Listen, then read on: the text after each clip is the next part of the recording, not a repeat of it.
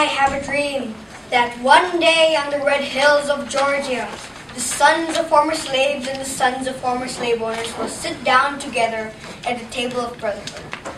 Does that sound familiar? Yes. Martin Luther King Jr. said those very words. That speech actually changed the world. From that moment on, the world saw the black people differently, equal to the white. Now, isn't it great that you could change the world with the power of speech? Isn't it great that you could influence people, make great impacts, and create history? Well, people like Martin Luther King Jr., Winston Churchill, Adolf Hitler, and John F. Kennedy did just that. Now, what's their secret? Each individual had their own signature quality, but of course, all of them had made great speech contests. Winston Churchill chose meaningful words to convey his message. Now, this is important because we want to inspire people with our speeches. His hand gestures, they should express interest and sincerity, like when he holds his hand to his heart, which is different from Hitler's gestures, as you'll see later on. He's known for his calm expression, yet he spoke with strong conviction and clear intonation. That my American forebears, after so many generations, played their part in the life of the United States, and that here I am, an Englishman. The effective pause in his speech make people think about what he just said before moving on to his next thought. So don't speak too fast. This is a very common problem as nervous speakers try to finish as quickly as possible. Instead, take your time and the audience will listen more attentively. Adolf Hitler was one powerful orator. His speech, Triumph der Willen, or Triumph of the Will, has earned him over 1 million followers. Although I don't understand German, I could see that he spoke to his people through passion.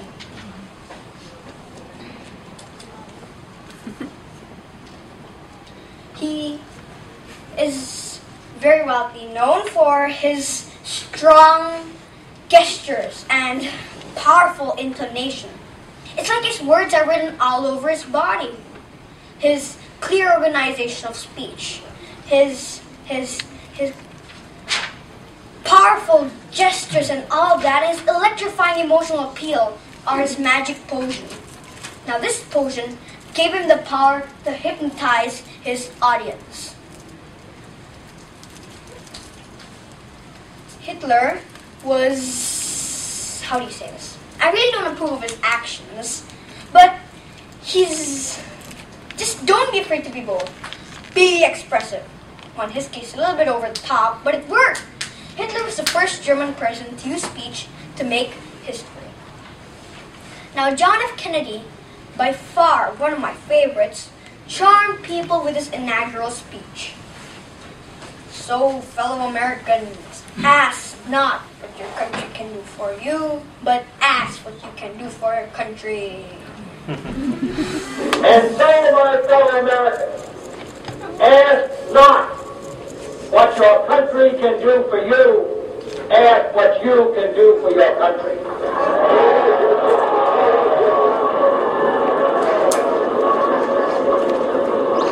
My fellow citizens of the world, ask not what America will do for you, but what together we can do for the freedom of man.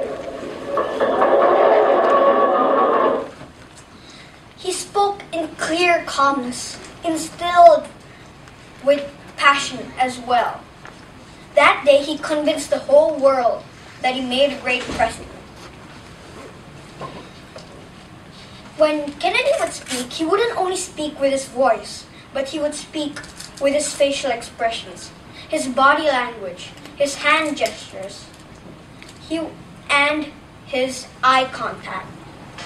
When Kennedy would speak, he would move his head towards other people in the audience as if surveying the whole area. This did not give them a feeling that they were being watched, but as if they were being cared for by the president individually. Now, Kennedy will always be remembered as a great president and an even greater speaker. Now, as for myself, I used to dread speaking in public, hate public speaking. But after a few classes I took from Mr. Nish right here, I became more confident in public speaking. It just kind of grew on me. Now, I also realized how vital it is in this current society to be able to communicate well in public. Like, for instance, a business presentation, or at the marketplace, your best friend's wedding, or who knows? You never know. Your presidential inaugural speech.